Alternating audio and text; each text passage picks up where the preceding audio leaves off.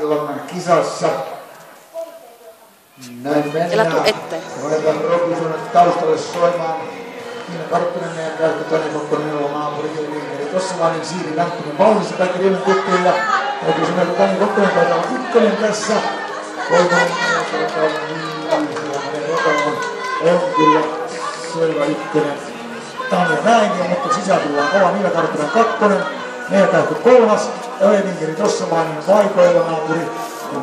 Nyt tuo neljäs ja Siiri Vänttinen tietysti kuudes.